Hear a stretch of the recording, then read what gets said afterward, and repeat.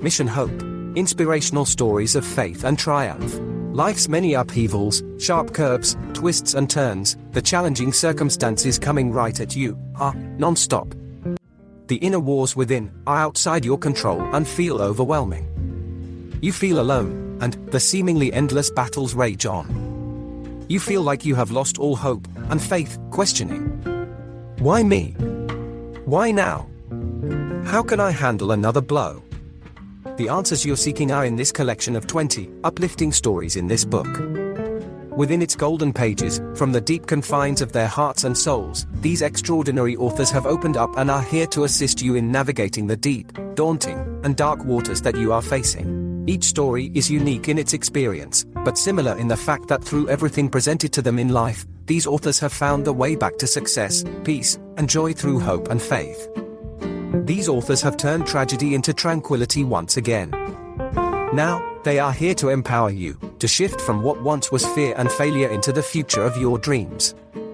They offer as a gift to you the freedom to choose your destiny. Now, it's time to turn the key and walk through the door.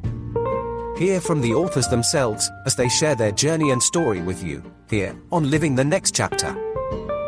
Everyone, welcome back to Living the Next Chapter. We're working our way through the authors for Book 2 from our great friend Char Murphy and Mission Hope, but this time we're focused on faith. And our guest today is returning from Book 1, now in Book 2. ML Sutton is his author pen name. Mike is here, and we're so happy to have Mike back for round 2. Mike, it's so great to see you again. When I knew that Book 2 was coming out and I saw your name on the list, I knew that we got a chance to talk again, and I was really happy to see that was going to happen. So welcome back to Living the Next Chapter. Yeah, thank you. I appreciate that. I've been looking forward to this. It's great. It's great. So give us an update from the last time we were together for Book 1. Some of the new things that are happening for you, some of the updates. Tell us what, get us caught up. Since the first interview, I have completed the second book that I was working on, titled For Him, For Her, For Them. And that's in the final stages now of getting the cover ready. And then a couple of videos have been done on some of my writings and poetry by Alan Johnson of the Poets Lounge. Nice. And then this book here with Char and the other authors. That's been a good project to work on. Yeah, it's great to be back again with Char. And when you got the call from Char, I think you had some influence on the next book that was released and the title and like when the order of what book should come out. Tell me about your conversation with Char. Yeah, we had just talked on what I thought the next chapter should be. Mm-hmm. And it just seemed to make sense that with her line of thinking and the way it worked in my mind was that we had faith, we had hope. Yeah. But along with hope, you need to have faith. Yeah. In order to make it balance out. And so to my surprise, she went with it. And I'm looking at the cover here in front of me now, and it's a beautiful cover. Yeah, it's nice. I just saw it yesterday too. It's beautiful. Yeah. Yeah. And I'm looking forward to reading some of the other stories that are in it. You know, the first book, we go into this and we write the story, but we have no idea what the others are writing or how our story is going to play with theirs. Right. And when you read it as a finished product, it's amazing. We all initially come from the same spot. We're all the same. You know, we've all had heartaches and disappointments.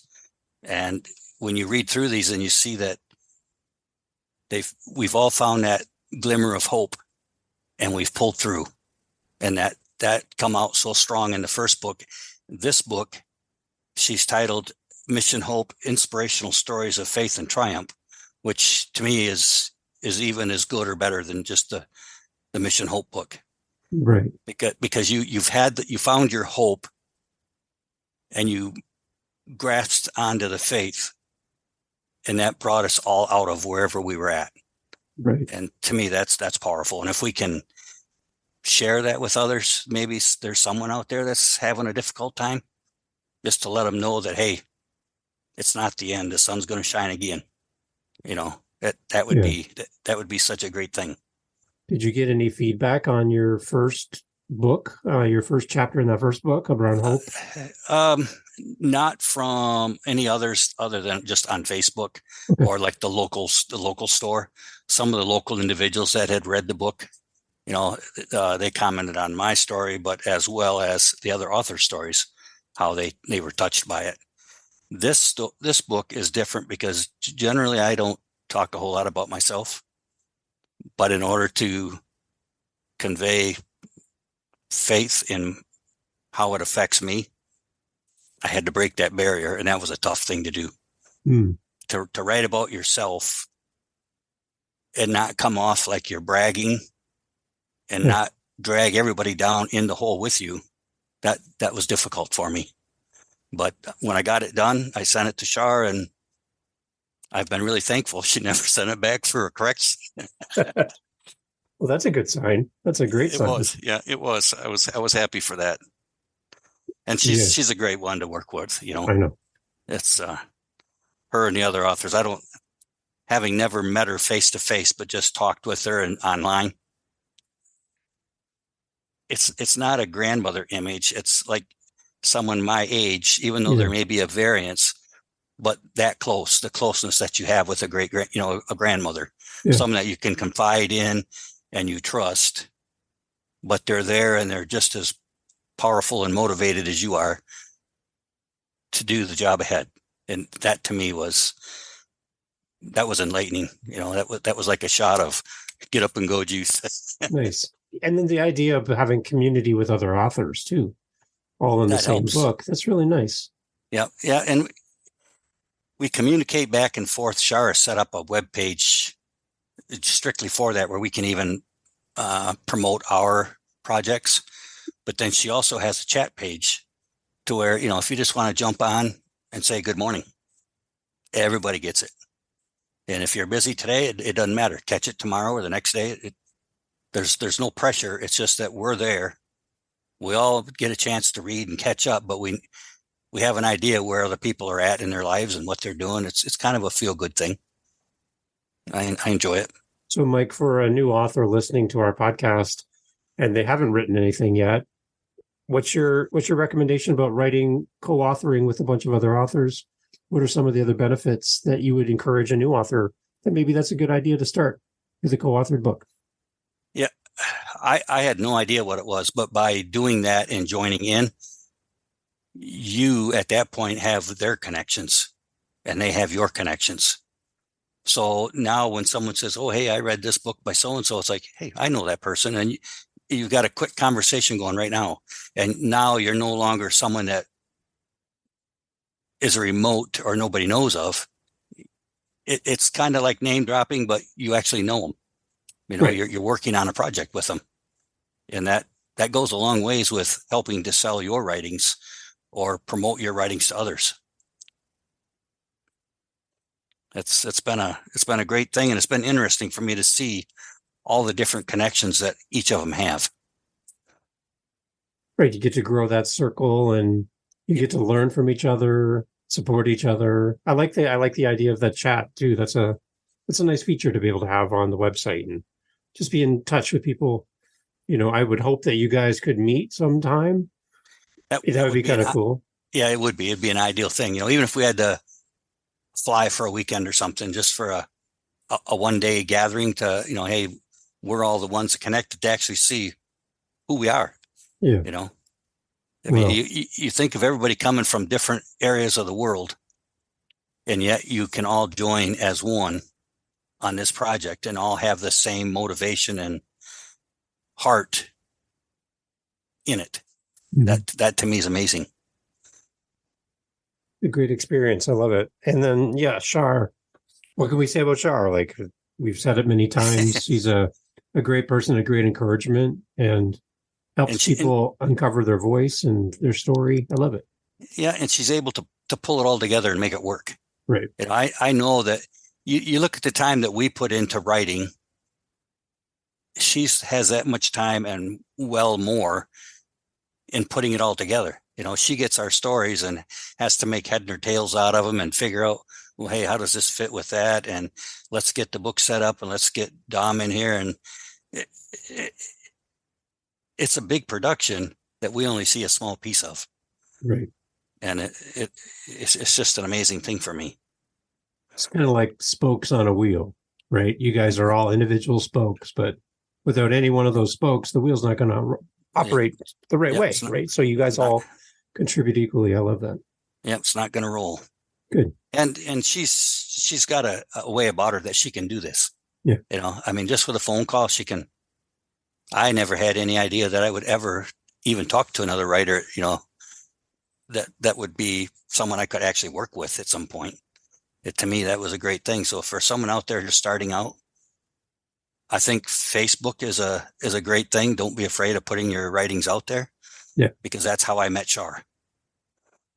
You know, she picked up on some of the writings I had out there, and it just blossomed from there. Yeah, I love your writings online. When you're sharing, you've got great imagery, great photos you post as well. But then there's the stuff that you write, Mike. It's just, it draws you in. It really does. So keep doing that. Keep doing that. I love it. I appreciate the readers, but I also appreciate all the photographers out there. It's great. So tell us more, like the name of my podcast, Living the Next Chapter. It's very apropos to the fact that you are writing your next chapter. What's your chapter going to be about in this book? What can we anticipate? The title of my chapter in this book is The Knowledge of Faith. Okay. And in order to write it, I had to actually reach way back and really deep, because throughout my upbringing, I had been in church for a good portion of it. And then I walked away. Then I came back with family. And as I was going through my life, I seen things happening. And I wondered, why? Why me? And as I got down the road further, I could start seeing and figuring out that, hey, it's not a haphazard puzzle that the pieces don't fit. You know, it's like if you get far enough away from it, you can see where the pieces are lining up. And remember those old games where you had a square with a bunch of letters or a picture and you move them around? Yep. That to me is how my life has been. And as the years went on, I could see those pieces going into the right spots, but I had no idea how I was doing it until later. And at this point in my life, I wished I had figured it out well sooner. Yeah.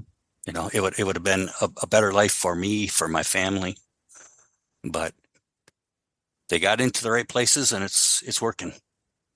But I take them into the fact that, you know, this is where I was at. This is where the direction it was headed.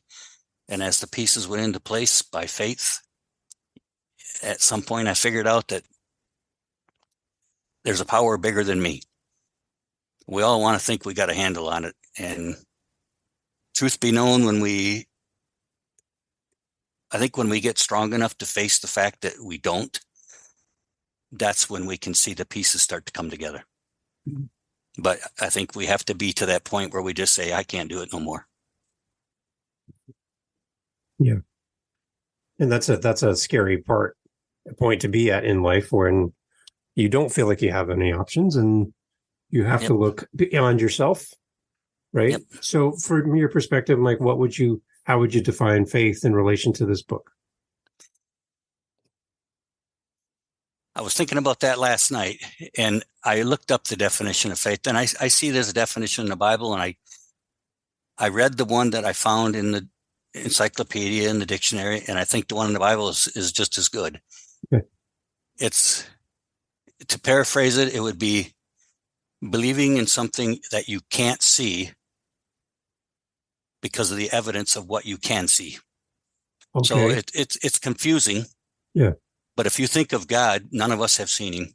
Yeah. But every morning I get up and I watch that sunrise, or every evening I watch that sunset. Yeah. I know that somebody bigger than me did that. Somebody more powerful than me. So I can sense that and know that there is a God there. Even though I don't see him. Right. I know when that sun goes down and the darkness creeps in and covers the land, that's not the end of it. You know, it's not over. We'll go to bed, we'll get up, and we'll have a new day. And we have no proof, but it happens. And in my life, that's pretty much the same way. I got to that dark day and I didn't know where it was going to go, but I turned it over to God and the sun shone again. There you go. And we all have dark days, even when you think you have things going in the right direction. It's not a perfect world or a perfect life, but we always have that hope that the next day is going to be there again. The sun's going to come up again. And that keeps driving me forward. The promise of another day, promise of a future. Yeah. And I think when we lose sight of that promise or that hope or that faith, that's when we start to spiral. Yep. And start to go somewhere where we probably shouldn't go in our lives. And that's scary. So I do like the idea that there is something bigger than us that has some sort of control over our future and where we're going and has some plan, even though nothing makes sense in the moment. Yep. That there's something there. Yeah. I mean, I think of it sometimes like if you had a swimmer and you just fall out of a boat and you can swim, it's no big deal. If you fall out of the boat and you can't swim, that's a major thing. Yeah. And when we have those moments in our life when we fall out of the boat, so to speak, and we can't swim any longer, at just the last moment before we start going deeper into the water, it's like there's a hand up. Mm-hmm. And I believe it, and I'll continue to believe it. It's only God. Yeah. I mean, there's going to be folks that disagree and everybody's got their opinions, but in the end, if I'm wrong, I'm not out nothing. Interesting. Oh, I like that point of view, Mike. Yeah. But, there just has to be more. And right. It's there. We just got to believe it. I love it. How has writing with Char's books elevated or helped you in your own personal writings? Has there been a connection between working with Char and these great authors and your own personal works that you're working on? There is, because I was not really good in English, and my kids tell me, Dad, you don't talk right. Well, I wrote like I talk. Yes. And so looking at their writing and reading it helped me to say, oh no, this, I need to go back and smooth this out or tweak this way. And over time, I see an improvement in my writing, even though I haven't went back to school to learn how to work grammar. Mm-hmm. I can pick something up and read it. And it's like, oh no, that ain't right. I need to tweak that. So there's a lot to learn and how to turn something into just from words to a picture. And to me, that's like one of the things I really enjoy is I may not have the right words to say what I feel, but if I can paint a picture with the words so that you can see what I feel, then I'm getting where I want to be. And that's what I try for. And that's a good basis for any storyteller, right? If you want a story is a great way to teach something or give an example of something that brings people in and helps them understand what you're trying to communicate. Right. Stories from all of history have been the way that people have taught and help people remember. So if you can capture a great story and communicate a great story to an audience, it's going to sit with them and they're going to be able to picture them in the story as you tell the story, right? I love that. Yeah. And it started out when I first started writing, and then even while I was writing the first book with Char, I love to watch the sunrise. So I practiced with that.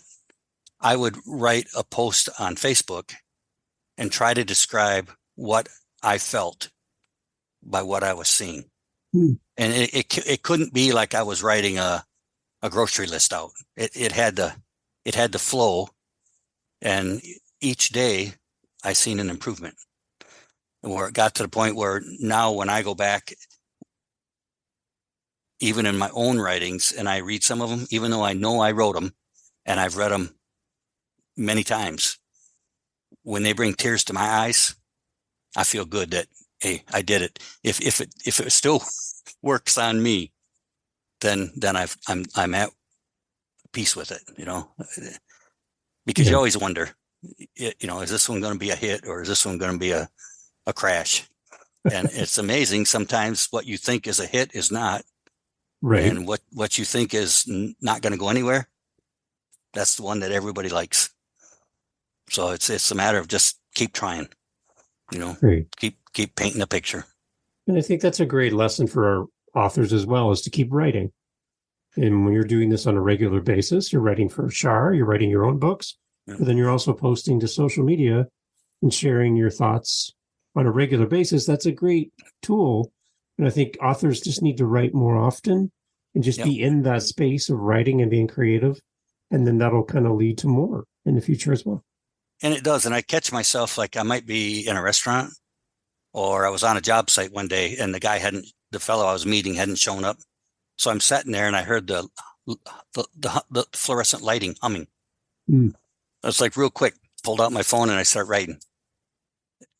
And that humming noise, from there, it went to the clock. I could hear the hands on the clock moving. And there was no other noises in the building, but that alone built that story up.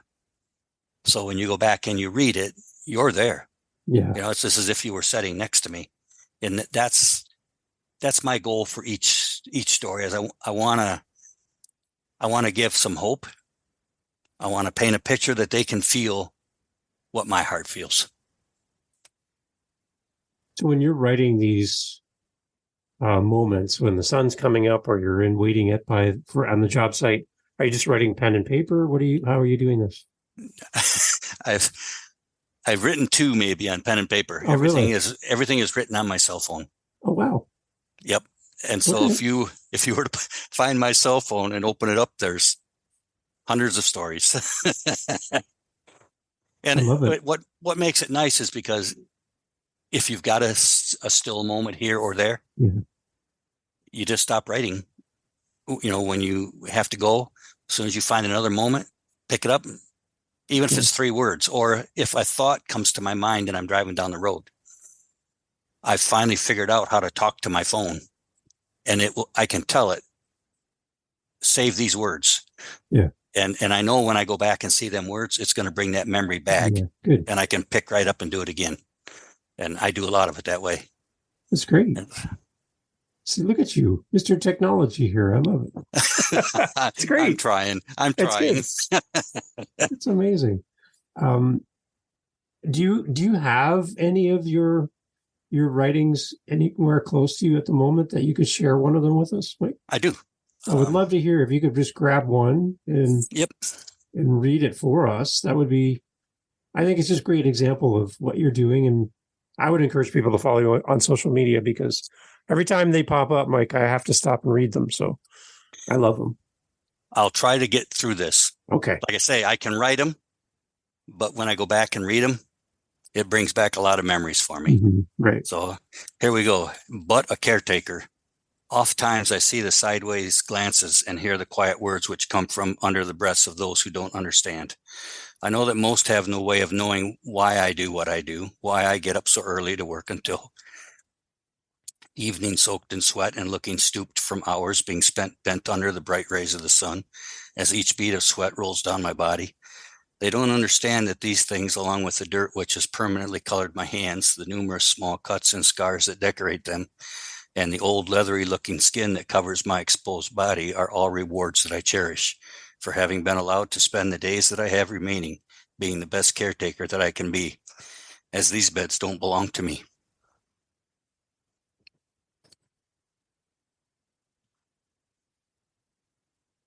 They don't see me as I near each flower.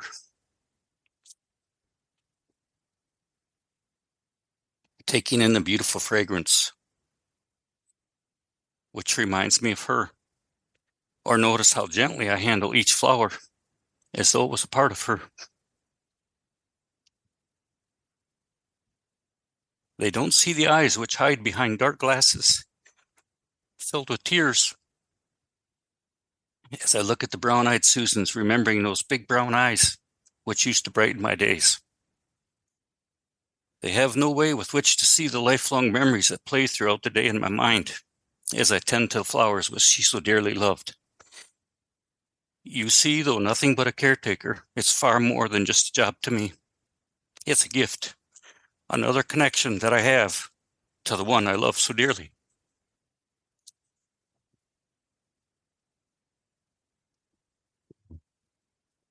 Mike, thank you. Thank you for reading that. I really appreciate that. And thank you for writing that. And for those, Mike, that haven't really heard your first episode here on Living the Next Chapter, you talk about the amazing loss that you've occurred by losing someone very special in your life, and these flowers you talk about, and we talk about the flower beds outside your home, and there's this connection you have that stays. Can you just tell us a little bit about your wife and kind of give us a little bit about her as we kind of... Yeah, we had met, it'd be 46 years ago now, on a blind date. Yeah. And when we got married, we were married for 43 years before I lost her to a disease called COVID, or not COVID, COPD. Okay. It was during the COVID period, so that's what they initially wanted to call it. And the doctor who Bonnie pronounced her said, no, it's nothing to do with COVID, it's COPD. But nobody knew that she had that. Wow. 18 hours before she passed away, she had been ill, and she had gotten home from the hospital and everything checked out. They didn't know what was causing anything. So she had these Zoom meetings with 3 or 4 doctors, and everybody said, hey, there's nothing wrong. She's great. And to that moment, nobody knew anything was wrong. We had the next 18 hours to ourselves. We did exactly what we always wanted to do. We were together all day long. We fished. We rode quad, ATVs together. She loved doing things like that, working in her flower beds. And we went to bed that night, and about 2:30, 2:20, she woke up and didn't feel right. And I checked her and checked her oxygen, checked her sugar, and her oxygen had just dropped out the bottom. So I called the ambulance in, and I had to leave her in order to let the ambulance drivers in. So I propped her up in bed so she wouldn't fall. And by the time they got here and got down the room, that was the last I ever seen her until I went to the hospital. But I never seen her alive after that day in the bedroom. Mm-hmm. But unbeknownst to me, as we were getting things, over the next year or so, getting things around and put together in the house and back together, I come across a Post-it note here and a Post-it note there with, some of them might have had 3 or 4 paragraphs. Some were maybe a line, a couple short little mini stories that she had left that I didn't even know she was writing. I didn't know that she was a writer. She never ever talked about it. None, even the kids, we didn't know she wrote. And so in my first book, I tell about losing her and our life together and, our family and how it went. In the second book, I titled it For Him, For Her, For Them. And my goal was to take these few writings that I found 6 of them, and incorporate them into the book. So when you look at the cover of the book where the author's name is at the bottom, it's her initials and my initials as the author, with the idea that's the final project that we'll ever work together on. Does that bring you joy? And do you think she would approve of her writings going out in the world like that? Yeah, I do. I think she'd be. Yeah, I think she'd be proud. Yeah, I think she'd be proud of you as well, Mike, because you have grown as a person through all of this, and your voice is helping many people as you write and as you share who you are and what you're seeing through your lens. Many people are impacted by what you're doing, and I think she'd be very proud of that as well. Well, I'm going to keep on. What is it they say? Keep on keeping on. Yeah. I remember once as a young guy, I had a jacket. We all wore the jean jackets, and I had that great big fella with his legs stretched way out. Yeah. Keep on trucking. Yeah. As long as I got breath, I want to keep on trucking. Yeah. Keep putting some hope out there. Give people just try to. Maybe you can't help everybody, but even if you can help a few, I think that's a good thing. And through my life, I've had many people help me out, and I just feel it's my turn to give back. Nice.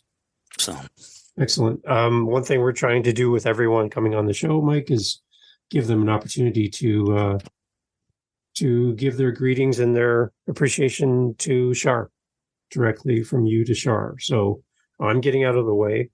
It's just you and Char in the room together. What would you like to say to Char now for being part of book 2 now?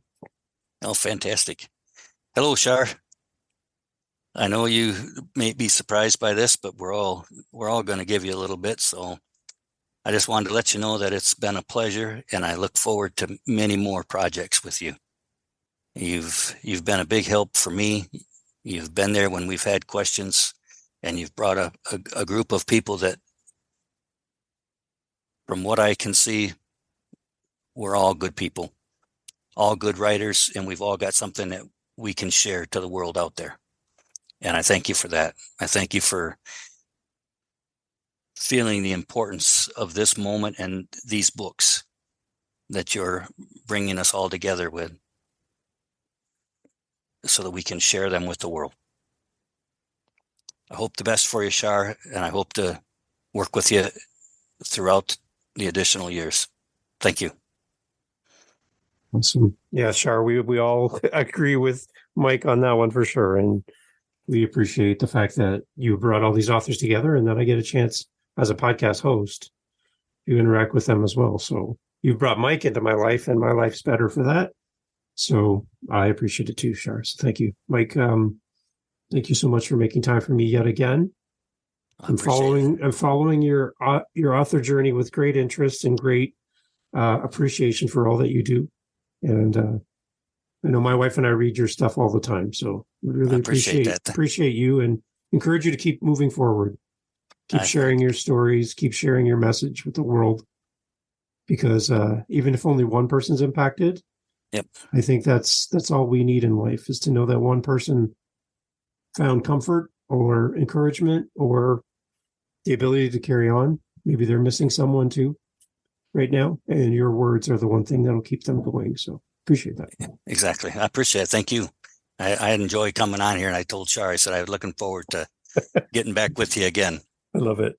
Mike, so as far as where people can find you on social media, because they do need to follow you, they do need to read along as you post, because you post on a regular basis. Yep. Where's the best place for people to follow the author journey as it continues for you? On Facebook, it's ML Sutton. Okay. On the regular Facebook, or they can find me in a couple of the groups. One is Biz Catalyst 360 or Biz Nation. The other one is Writers Cafe, who is hosted by Larry Tyler. And the other one is Dirt Road Storytellers. Nice. And he's also hosted by Larry Tyler. Good. But all three of them have a good group of people that are actually members. Biz Catalyst is huge, but the other two groups, a few hundred people in each group, but we've got, I'd say the majority write. A lot of folks just come on to read. It's not like I'd say like a coffee shop. You get your regulars coming in and you know them and you visit back and forth. It's just a good feeling when you're on there. Nice. All like minds, and it's a great thing.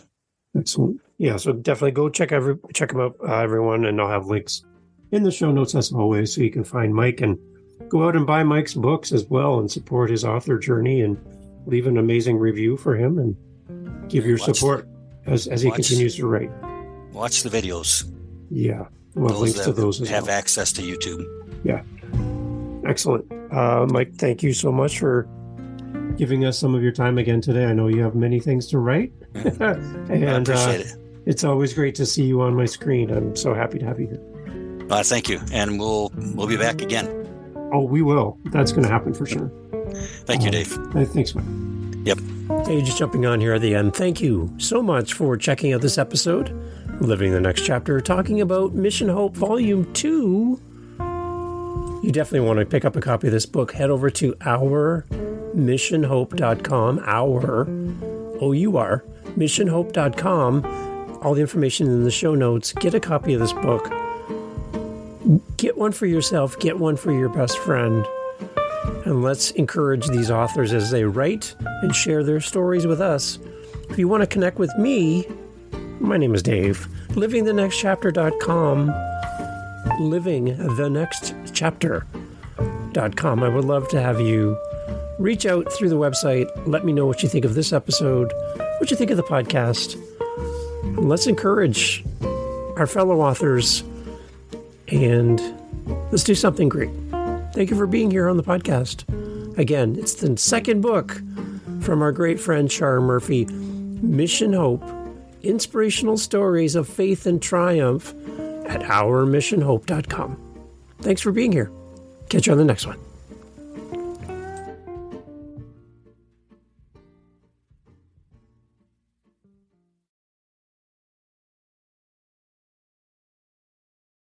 Ready to take your story to the next level? It's time to get off the sidelines and share your story. Join us at Creative Con, where you'll learn the actionable steps from experts and doers to turn your dreams into reality. Whether you're an aspiring podcaster, a seasoned pro, new or published author, speaker, creative, visionary, or dreamer crafting your message, this is your moment to shine. Our panels, workshops, keynotes, and networking opportunities will help you overcome the roadblocks, effectively articulate your message, and share your message to the masses. Discover how to position yourself as an industry leader by leveraging podcasting, publishing, production, and promotions. For those seeking purpose beyond the corporate grind, we'll ignite your passions and guide you to a more fulfilling path. If you've ever thought about breaking free from the 9-to-5 routine and taking control of your destiny, we'll show you how. Authors, you'll learn to expand your horizons and broaden your reach. Creative Con is where you'll find confidence, support, and a clear roadmap to success. If you've ever doubted yourself, this is your chance to step out of your comfort zone and make your creative dreams a reality. Secure your Creative Con tickets now for our virtual December 2nd event and our 2-day live event February 17th to 18th at creativecon.com. That's creativecon.com. Creative with an 8. The future is yours. Speak it, write it, live it.